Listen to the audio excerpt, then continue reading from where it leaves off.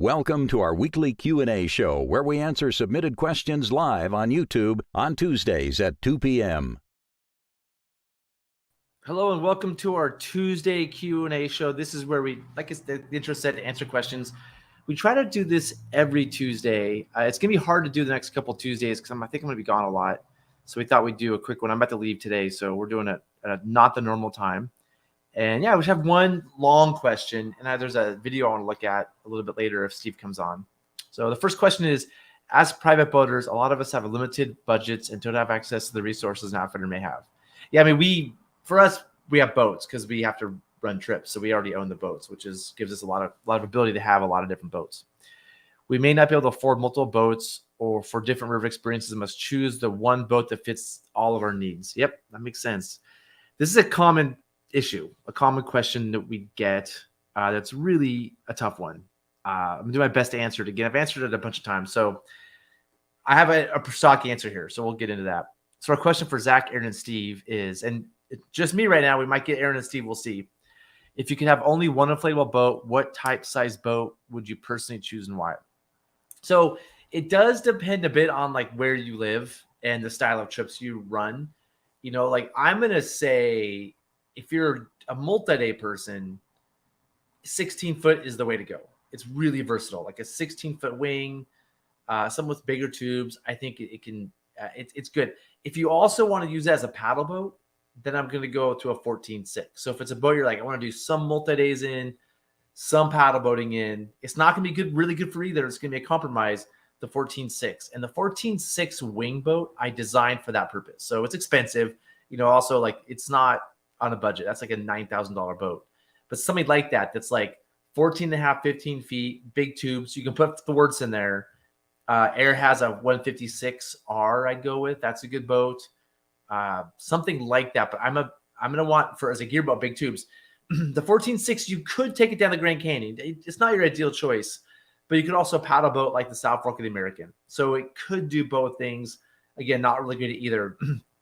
If you're doing just paddle boating or rowing single day trips, I'd go with a 13-foot. The Air 130R, maybe the 130D. The wing boat I designed, there's a 13-foot boat that they don't have on their website, but you can call them about, that I think is amazing. It's called the Tony Stark. The high side 12 and 13-foot boats are sweet. There's a lot of good boats. So it kind of depends on your situation. If it's for everything possible, it's probably the 14.6. It's not going to be really great at any one thing. If it's mainly for multi-day trips, I just go 16. It's a great boat for multi-day. It can run big water or low volume. It's a good all-around overnight boat. And if it's just for day trips, I'd probably go 13, 14. So hopefully it answers your question. Like I said, that Air Williamson is sweet. All right. Next is, what are the pros and cons of having big tubes? Oh, this is a different question, I think. Yeah, sorry. The last question was one question. This is the second question. Big tubes are really stable. Like I really like big tubes. 26 inches really big, but they're just really stable. If it's a raft, I mean, it's hard to say, is this a raft or a cataract? Two different answers. For a raft, it's super stable. It's gonna be hard to flip or wrap it. Like when a boat goes to ride up and wrap, water has to go over the tube to make it wrap. Well, if the tube is big, it's really hard to get water over the tube. So it would be really hard to wrap a 26-inch tube. It's not impossible. It'd be hard to wrap, but also like the water has to go over the tube, and then all the air in the tube provides a lot of flotation up. And so it would be really hard to wrap a 26-inch tube boat. So I like 26-inch tube. I would like them. They'd be cool. There's a couple of big cons. One, it's going to cost more. It's more fabric. And so the boat's just going to be more expensive. I think the reason a lot of raft manufacturers have smaller tube boats, this is just like a conspiracy theory, so I could be wrong. But I think a lot of the reasons they have small tube boats is to save on fabric, which is a big part of the expense. So if you're comparing one manufacturer's 13-foot boat to another's, well, this one might cost less, so you buy it, but also has smaller tubes, which is inferior. So I think that tubes a lot of times are too small, but that's a conspiracy theory. So the downsides are it costs more, and second, it's really hard to pull yourself into a boat with tubes that big. I think like 22-inch, 23-inch tubes, it's still hard to get into a boat on your own, which I think is an important skill. If you're running like class 3 plus, class 4, definitely class 5, almost definitely class 4, big volume. If you fall out, you need to get back in. And so if you can't get back in on your own, if you can't get back into the boat on your own, that's a problem. And it's an important thing that we all need to be aware of. Can we get into a boat that's right side up and upside down? Well, with 26-inch tubes, I'm not even sure I can get in the boat with tubes that big, and I'm decent at it. And so that's an issue. You have to run super tight to your friends so they can pull you in and get you back in your boat. Because I don't think you can get back in the boat. So they're more forgiving, but if there is a problem like you swimming, it's gonna be hard to get back in that boat.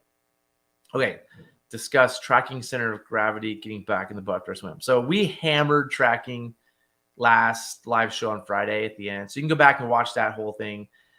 With tracking, if you talk to 8 different people, you're going to get 4 different definitions and ideas of what tracking is and why it happens. And I know this because I've asked a lot of people over the past month about tracking, just to kind of get sort of a common definition. And there is so much disagreement about what it means to say a boat tracks. And so I could discuss tracking, which we did, but it's really hard to do because somebody's gonna say, well, that's not tracking. Tracking is this, or whatever. So it's a difficult one. My definition, see, it's up on the board here still too. Yeah, let me see if I can move it over. Tracking is the tendency for a boat, to go in the direction it's pointed. And it's affected by floor shape. The shape of the floor affects it. Like a Moravia, when it's pumped up, doesn't track well, where an I-beam floor tracks well. How it's weighted, the heavier it is, the lower it sits in currents. So the more it's going to catch, like the faster underwater currents. And if it's front loaded, the front's going to be even deeper and catch more of those currents. So front loading affects tracking. And I call these Smurf waves to make fun of Aaron, but just like when you're at an angle to the current and you're moving faster than the current, there's like water hitting the boat makes it go in that direction. It makes it cross the river. So, and I would almost call it tracking I would call the Smurf waves is sort of like ferrying, but you're going downstream. Like it's the same thing, going faster than the current at an angle, but since you're going faster than the current, it's causing the boat to ferry in like that way. So, but there's a lot of debates among everybody about what this stuff means and what's right. I'm going to change my definition to the tendency, because there's somebody who feels strongly that tracking means your boat's just staying straight, which I don't think is how it's what kayak tracking is. But for raft tracking, we don't use that term for how the boat stays straight. We use it for it going in the direction it's pointed. But I can include that a little bit by saying the tendency for a boat to keep its angle and go in the same direction it's pointed. I think that's a more complete definition of tracking. But if you want to know the mechanisms, your floor shape affects it. How the boat, if a light boat's not going to track very well, a heavy boat will, and going faster than the current angle is going to cause some tracking. So hopefully that helps. Hopefully that answers your question there. And then getting back on the boat after going for a swim. Yeah, it's a really important thing. Like you need to be able to get back in the boat after you swim, especially on harder water, bigger volume water. I just think like there's a physical fitness aspect to boating, and it's important to get back in your boat. Now, some of you will use a ladder, which is an entrapment hazard, like especially in whitewater. Like you can use the ladder, in my opinion, in flat water. Like there's no rapids for a bit. I can deploy the ladder, climb up it, and it's flat. There's not much current, but it's hard to deploy that in the middle of a rapid or in moving currents. If there's rocks, the ladder's going to hit rocks. You can put a foot in. I've seen people do it. You put a foot in and get tangled in it, and now you're tangled in a ladder. Some people clip on their flip line. That one here. I've seen this more and more, like clipping their flip line on to something and using this as a step, like a stirrup to step up in the boat. This is just a big entanglement hazard. So like at the bottom of a rapid in flat water, sure. But if you want to get back in your boat quickly to be in your boat and not swim the whole rapid and or rescue other people with you, I'm not sure this is that smart.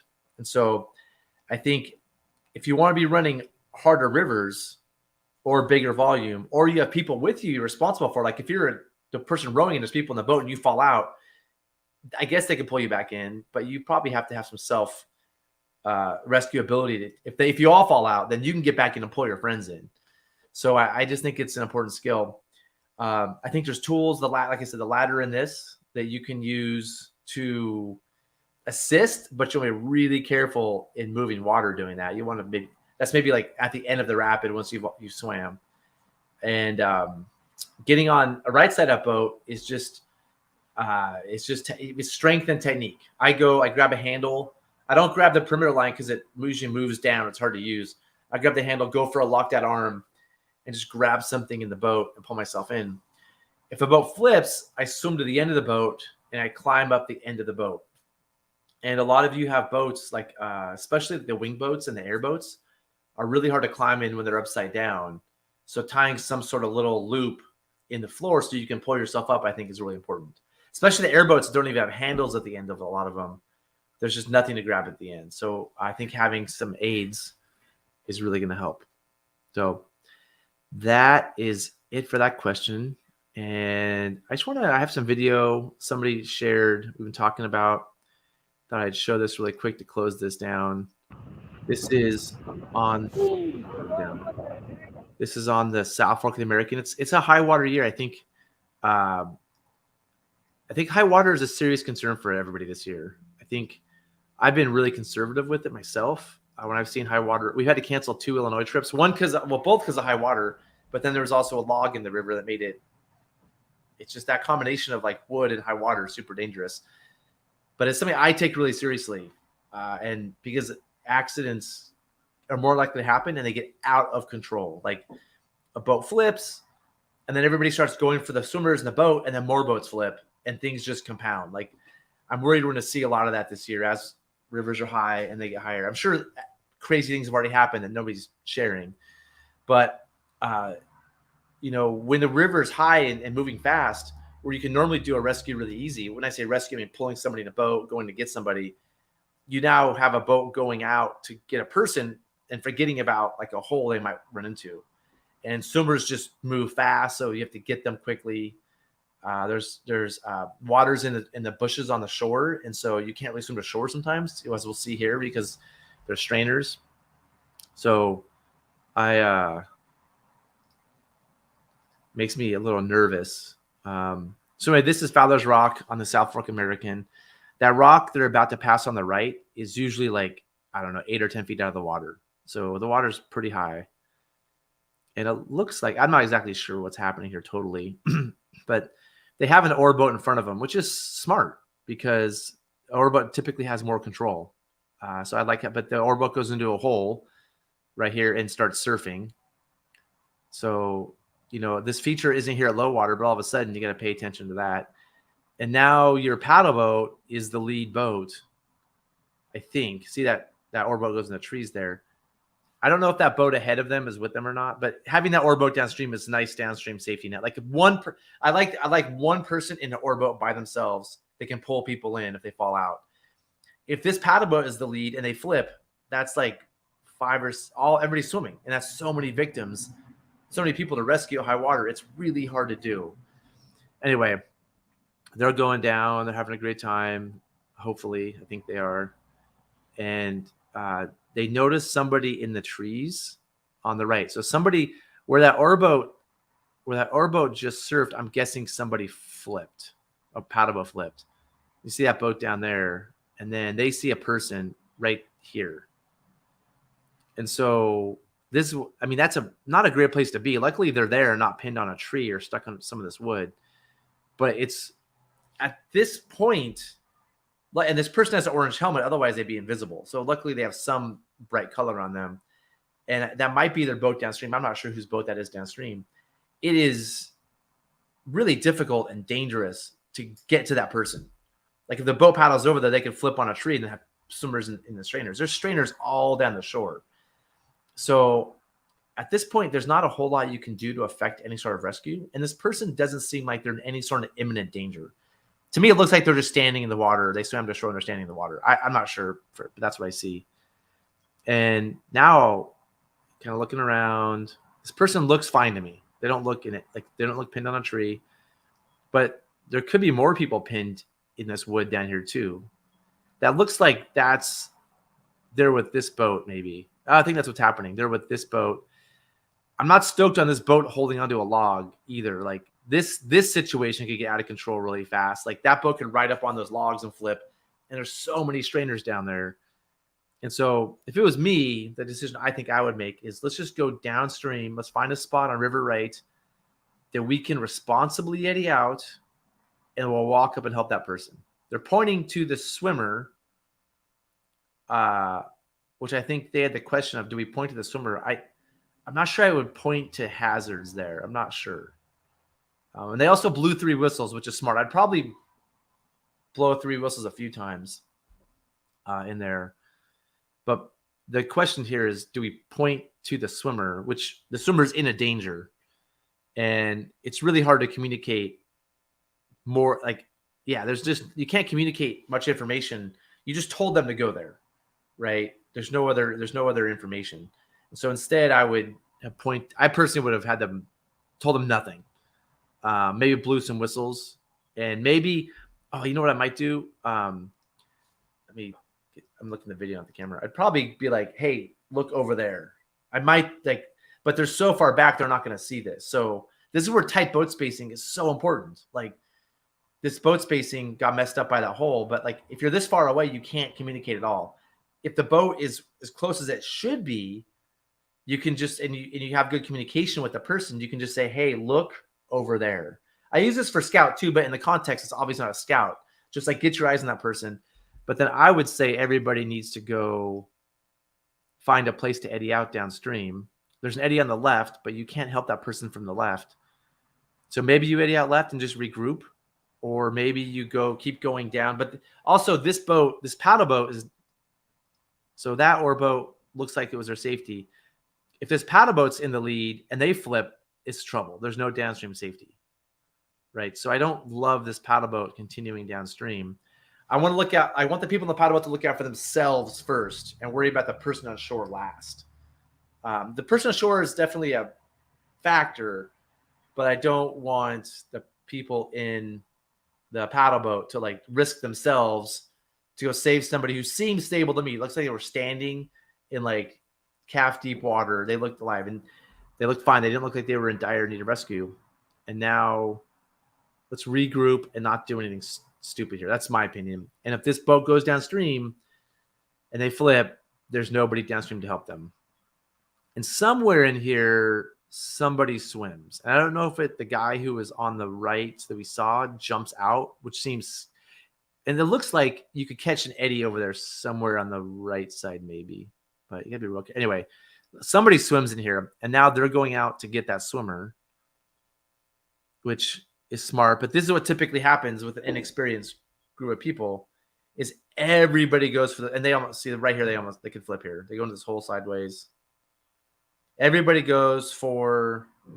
There's another hole. There's a hole downstream they can go into, and so everybody's looking upstream. And they maybe go flip in that hole right there. Or another boat isn't paying attention and flips in that hole. So, they all barely missed that hole, but now they're going to the bushes because they're looking upstream. So the problem is everybody's focused on the one swimmer. And this, in my opinion, this boat ahead is like, hey, we peeled out. We're now downstream safety. If those 2 boats don't get the swimmer, we'll then get them. But we need to take care of our safety first. Like we can't be looking back. We got to think about our own movements.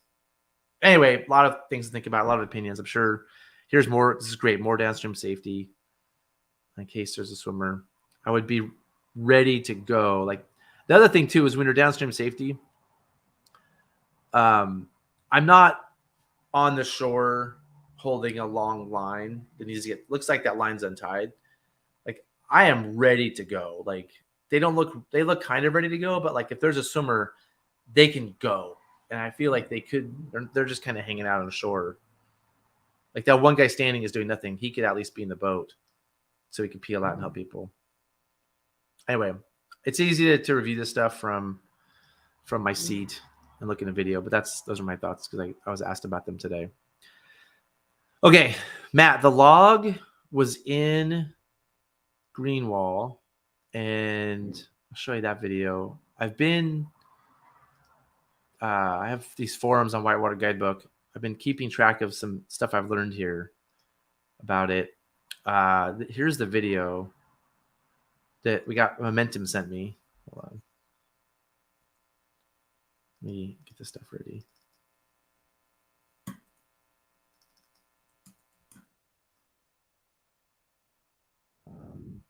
me a second to get this stuff ready. Okay.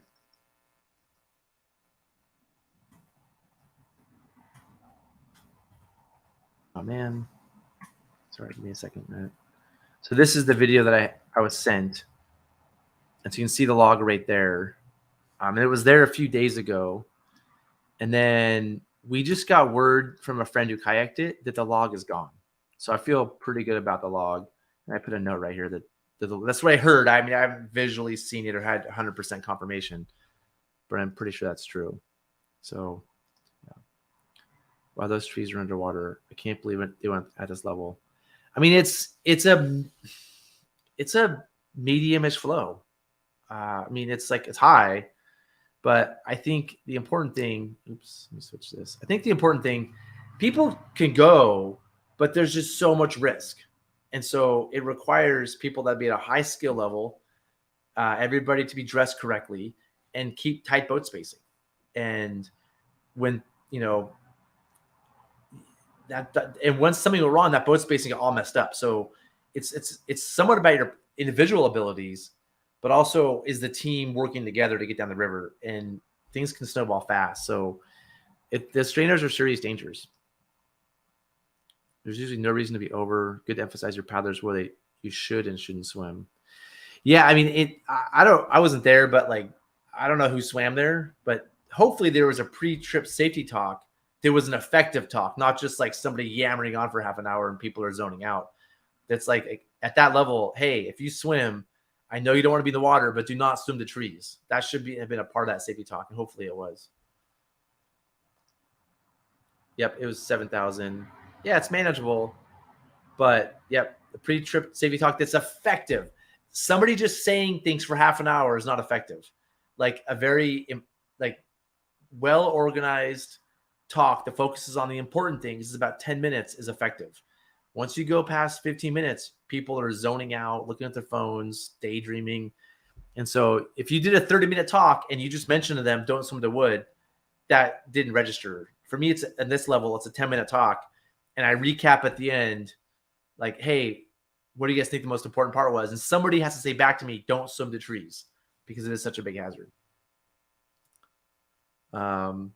Yeah, I think the team is important. I'm not saying this team was good or bad, but who you go with is key.